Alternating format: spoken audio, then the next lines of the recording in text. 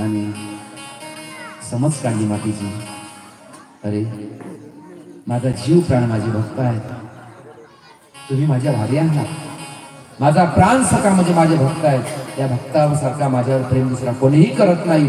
अंतकाळापर्यंत प्रेम करणारे माझे भक्त आहेत, म्हणून मी माझ्या भक्तापासून दूर मला कोणी नेऊ शकणार नाही.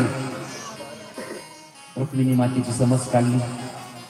माहित आहे, महिला किती जरी रागावल्याने काही जरी झाला, फक्त थोडंसं एवढंसं जर चढवला ना विसरून जाते. एवढ्या निर्मळ मनाच्या आहेत. नवरा बायकोचा खूप भांडण झालाय आणि नवऱ्याला म्हणजे पतीला कामावर जायचा डब्बा पाहिजे, फक्त त्याने एकच करायचा.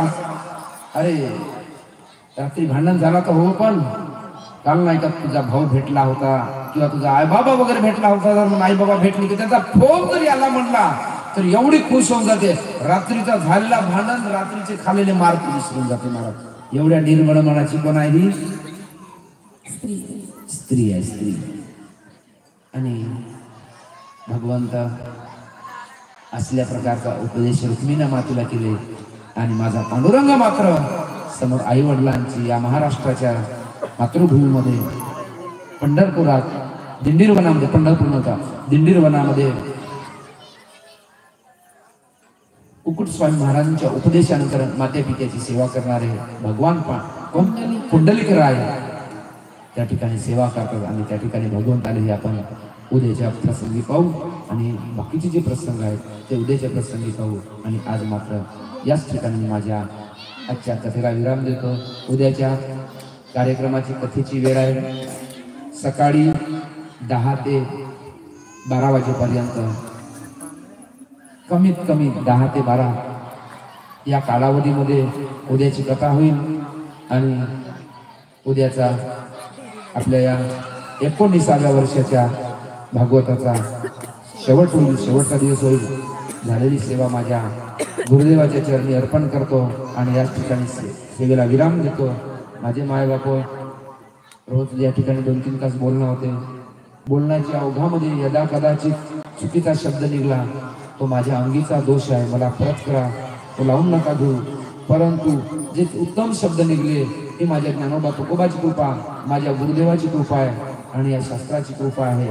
हे शास्त्राची बोल आहे. आणि चुकीचा शब्द मात्र माझा आहे, तो मला परत करा. कोणी कोणाचा द्वेष करू नये, सगळ्यांनी प्रेमाने राहावा. त्या गावातील मला वाटत नव्हता एवढा विश्वास की प्रत्येकाचा प्रेम या भागवतावर आहे, प्रत्येकाचा प्रेम या श्री विठ्ठल आश्रमावरती आहे, प्रत्येकाचा प्रेम मात्र आपल्या वारकऱ्यावरती आहे. म्हणून आज या ठिकाणी एवढा मोठा आपल्याला भरलेला मंडप बघायला दिसत आहे. आणि प्रत्येकाने या कार्यक्रमामध्ये बिना सांगता दरवाजावर आपली वारकरी मंडळी उभी झाले तरी आनंदानं दान दिलेलं आहे. आणि त्या दानामधूनच हा कार्य आहे. आणि दरवर्षी असं कार्य होत राहिला पाहिजे. हे कार्य ठेवणे आणि न ठेवणे मात्र तुमच्यावरती आहे. बघा एवढ्याच्या कार्यक्रम या 7 दिवसामध्ये आपण किती मोठा काका करतो. या ठिकाणी भजन मिळते, भोजन मिळते, सगळ्या गोष्टी मात्रची व्यवस्था हे तुमचीच व्यवस्था. धान्य तुमचं, तांदूळ तुमचे, पैसे तुमचे, सगळे तुमचे. निमित्त मात्र करणारे मात्र वारकरी मंडळी आहे. चला आता हरिपाठ घेऊ आणि हरिपाठानंतर मंडळाचे जे कार्यकर्ते जे ठरवतील ते कार्यक्रम होतील. मात्र आपली पावले जय जय राधा रमण हरि बोल,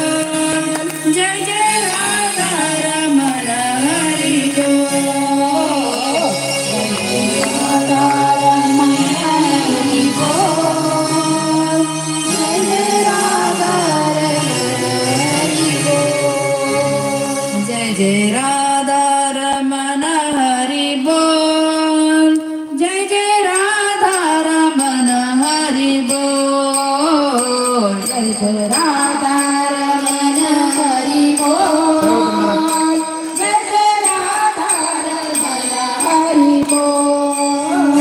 जय जय राम।